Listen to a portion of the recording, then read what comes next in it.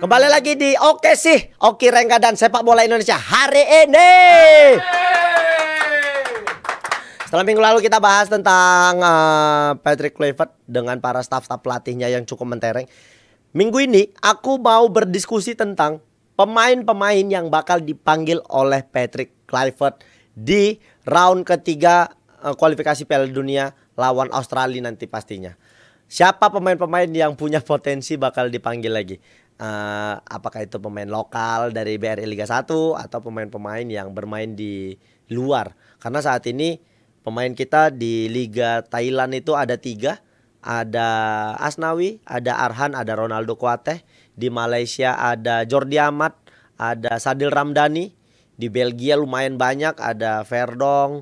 No. Di Belgia ada Orat Mangun.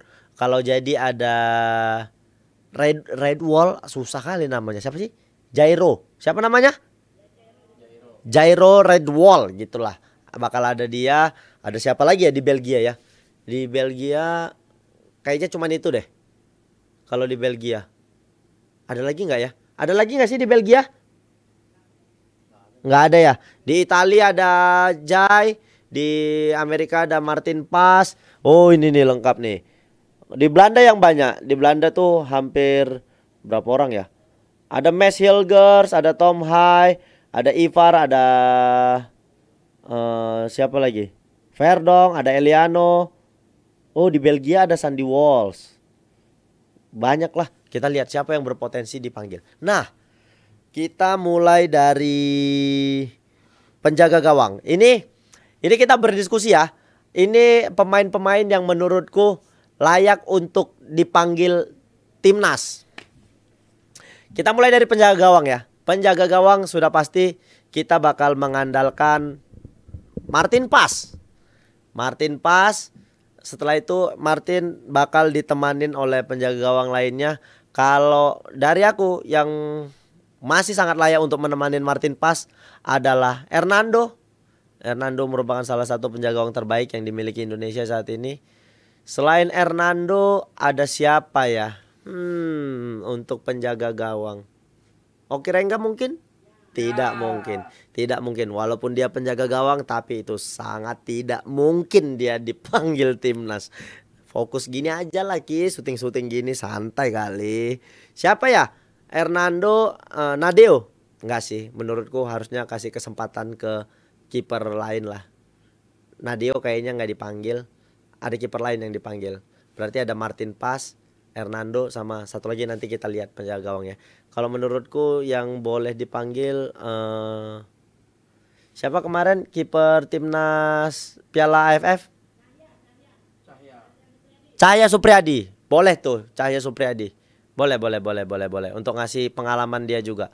Nah pemain bawah sekarang. Pemain bawah sudah pasti Mads Hilgers, Jai Idjes, Rizky Ridho harus tetap dibawa. Ferrari,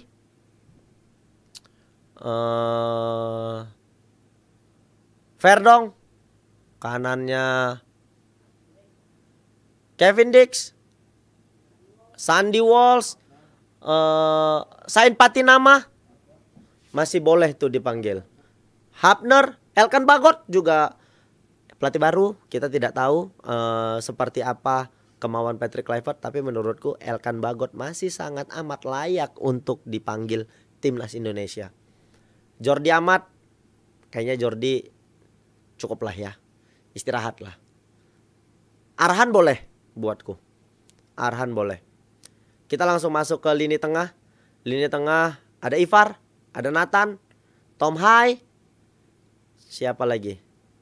Hapner tapi biasa dimainkan di bawah ya. Tadi Hapner aku udah bilang belum ya? Hah? Belum. Pemain bawah ada Hapner berarti. Gelandangnya Tom Hai, Ivar Jenner, Nathan Joaon, Ricky Kambuaya. Menurutku masih sangat boleh. Siapa ya gelandang yang... Nah kesalahannya adalah saat ini aku tidak mengikuti Liga 1. Jadi aku tidak tahu siapa pemain-pemain dengan potensi baik yang bisa dipanggil oleh Patrick Kluivert. Kayaknya ini masih nama-nama yang kusebutkan nih nama-nama langganan timnas. Jadi buat kalian yang rasa Oh ini layak nih dipanggil, silahkan gitu. Jairo emang kemauannya Patrick juga, berarti sudah pasti bakal dipanggil. Siapa lagi ya gelandangnya? Mark Klok. Mark Klok boleh nggak ya?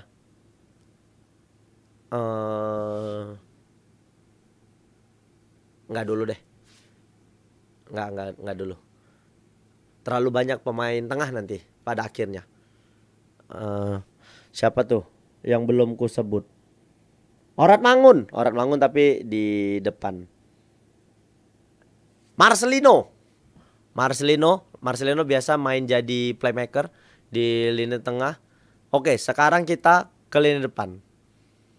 Orat Mangun, Rafael Struijk, Ole Romani. Siapa lagi ya kita di depan? Malik Rezaldi ya? Malik Rezaldi boleh. Idola baruku tuh Malik Rezaldi. Tadi Ferrari ku bawa nggak? Ferrari. Donitri kayaknya belum deh. Sayang Donitri kalau dibawa tapi nggak dapat kesempatan. Donitri kayaknya belum.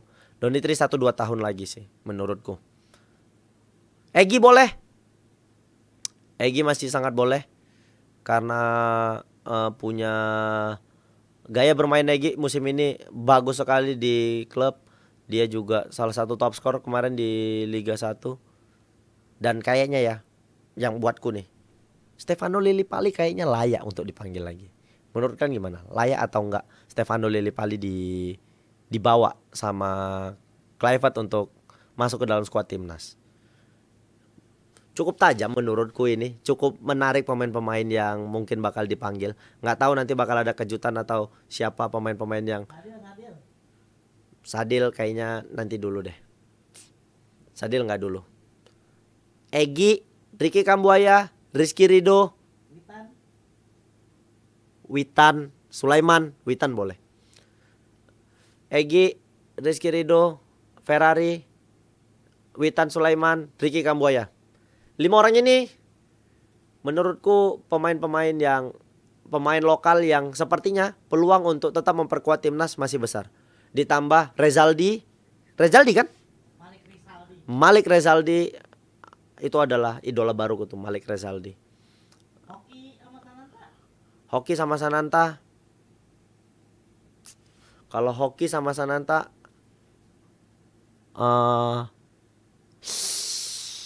berat ya. Ada diaspora striker lain nggak yang bisa kita panggil? Siapa? Jan Serapan. Rapan juga belum kalau untuk timnas senior. Jan Serapan juga belum untuk timnas senior. Belum ada. Itu aja. Eliano sudah. Eliano tadi dia di bawah. Yakob Yance boleh. Yakob Yance boleh dipanggil. Tinggal keputusan pelatih nanti mau dimasukkan ke dalam skuad atau enggak. Yakob Yance boleh. Aku juga suka gaya main mereka itu. Yakob Yance boleh sekali. Nah, itu pemain-pemain yang tersedia. Tinggal kita ini aja nih, memprediksi formasi yang bakal digunakan Patrick Kluivert di pertandingan pertamanya. Kita bakal bertanding melawan Australia. Secara kualitas kemarin waktu main di kandang kita lumayan tertekan waktu lawan Australia. Australia lebih menyerang daripada kita. Itu nggak tahu apakah itu bagian dari taktik Coach Shin sebelumnya kita main bertahan. Tapi menurutku taktik itu cukup bisa meredam pemain-pemain Australia. Ini kita selanjutnya bakal bermain di kandang Australia yang sudah pasti Australia bakal keluar menyerang. Sebenarnya ketika salah satu tim bermain menyerang, peluang kita untuk mencetak gol lebih besar karena mereka bermain lebih terbuka. Nah, apakah Coach Patrick Kluivert berani untuk melakukan permainan terbuka? Berarti kalau lawan Australia ada 2 peluang dia memainkan formasi. Formasi yang pertama, kalau seandainya dia mau main bertahan, dia sepertinya bakal main pakai 3 4-3 kalau mau bertahan. Dengan catatan 3 di bawah akan dibantu ketika bertahan oleh sayap kanan kirinya. Berarti kalau 3-4-3 pemain bawahnya Jai, Mes Hilgers, dan Rizky Ridho. Di kanannya Kevin Dix, di kirinya Verdong. Di tengahnya Tom Hai dengan Jairo. Di depan ada 3 orang pemainnya, berarti kalau kita lihat ada Ole Romani, berarti di kanannya Romani, di kirinya Orat Mangun, di depannya kalau aku sih ya maunya Marcelino kali ya. Marcelino. 4-3-3 tapi Marcelino tuh yang apa sih istilahnya kalau dia di false nine. Kayak begitu. Jadi pakai 3-4-3 kalau mau bertahan, mau counter attack. Tapi kalau dari awal mau menyerang, kayaknya Coach Patrick bisa menggunakan formasi 4-3-3 dengan posisi Mes Hilgers dan Jai, di kanannya Kevin Dix, di kirinya Verdong. Gelandang bertahannya siapa ini ya? Gelandang bertahannya siapa ini? Ivar Jenner. Di depannya Tom Hai dengan Jairo. Di depan 3. Ini aku baru keingat. Bisa kita rubah nih. Kanannya Ole Romani, depannya Orat Mangun, kirinya Stefano Lillipali. Gimana menurut kalian? Kalau kalian punya formasi yang kalian bayangkan, kalian bisa tulis di kolom komentar susunan pemain yang cocok untuk mengisi skuad timnas saat ini. Penjaga gawang ada Martin Pas sudah pasti. Menurutku itu adalah salah satu formasi dengan susunan pemain yang cukup ideal untuk melawan tim-tim seperti Australia, Bahrain, China. Sepertinya kita bisa unggul dengan pemain dan formasi yang seperti itu. Tapi itu balik lagi nanti kita lihat formasi yang dibuat oleh Coach Patrick. Karena yang tahu permainan, yang tahu gaya bermain semuanya pelatih. Ditambah ada asisten pelatih, ada Pastor, ada Lanzat. Kita lihat seperti apa racikan mereka untuk timnas Indonesia. Ini menarik nih, siapa pemain-pemain timnas Indonesia atau siapa pemain-pemain Liga 1 yang masuk radar pantauan pelatih Patrick Kluivert. Soalnya kan ini masih ada waktu sampai bulan Maret kan, tanggal 25 ya? Tanggal 20 ya. Tanggal 20 Maret kita bakal bertandang ke Australia.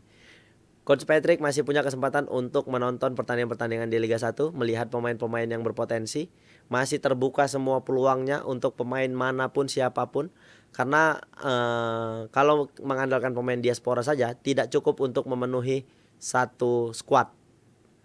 Masih kurang kayak begitu. Jadi Coach Patrick harus tetap memantau pemain-pemain lokal yang bermain di Liga 1. Ada yang menarik menurutku, kayak Asnawi, Arhan, Ronaldo, Jordi Amat. Memang mereka bermain di luar negeri. Tapi menurutku kompetisi di ASEAN tidak membuat level pemain nambah. Apa tuh? Hah? Oke. Sampai mana tadi? Oke. Ada yang menarik yang harus diperhatikan. Ada beberapa pemain kita yang bermain di luar tapi bermain di kompetisi Liga ASEAN. Sadil Ramdhani, Jordi Amat, Pratama Arhan, Asnawi, dan Ronaldo Kuateh. Mereka bermain di Liga Thailand, Liga Malaysia. Memang mereka bermain di klub di luar Indonesia. Tapi menurutku secara kompetisi di kawasan ASEAN hampir sama saja. Hanya pengelolaannya saja yang berbeda. Thailand jauh lebih profesional dalam mengelola tim dan kompetisi. Liga Malaysia juga mungkin seperti itu.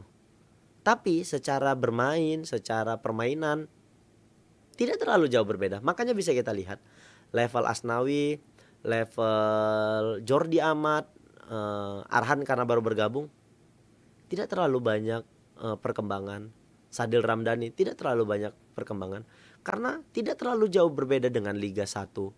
Kalau dari segi cara bermain dan segala macam, kita mungkin kalahnya hanya di pengelolaan kompetisi saja. Makanya besar harapan pemain-pemain yang main di luar kayak Marcelino, pemain lokal yang bermain di luar kayak Marcelino, siapa lagi ya yang bermain di luar? Hanya Marcelino saat ini yang di luar ASEAN ya.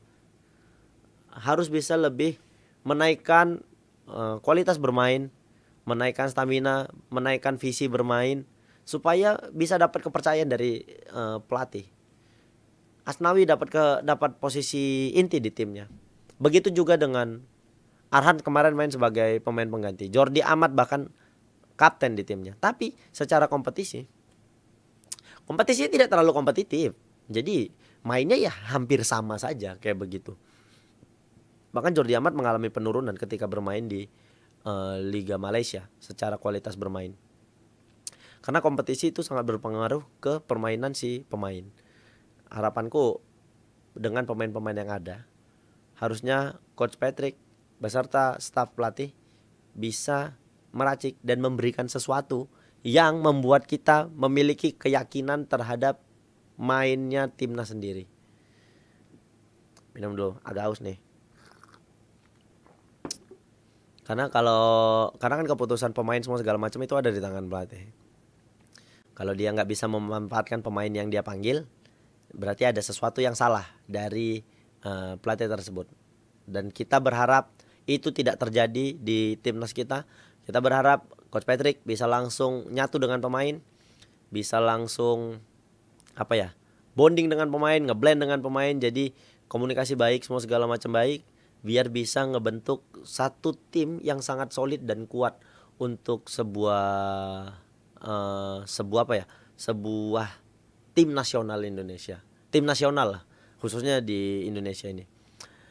Kayaknya itu aja. Jadi teman-teman yang punya pemikiran liar atau siapa pemain-pemain yang masih layak dipanggil atau enggak, kalian boleh tulis di kolom komentar beserta formasinya. Biar sama-sama kita kulik. Nanti di next episode aku bakal ini menarik nih untuk dijadikan formasi semua segala macam. Jadi kita ngobrol santai aja. Aku bakal ngajak kalian berinteraksi terus untuk tetap bisa mengeluarkan unek-unek kalian tentang timnas Indonesia. Ingat, mengeluarkan unek-unek bukan berarti memaki, bukan berarti harus saling ribut semua segala macam. Mengeluarkan unek-unek, kita sharing. Yang ini bener nggak ya kalau dijalanin? Yang ini baik nggak ya untuk sepak bola Indonesia? Sekali lagi aku ingatkan, kita harus solid, kita harus kompak. Jangan sampai kita mau diadu domba sama orang-orang yang mungkin selama ini sudah mengkonsep sepak bola Indonesia untuk menjadi kisruh. Kita harus menghindarin itu. Kita ketemu lagi di episode oke sih selanjutnya. Bye.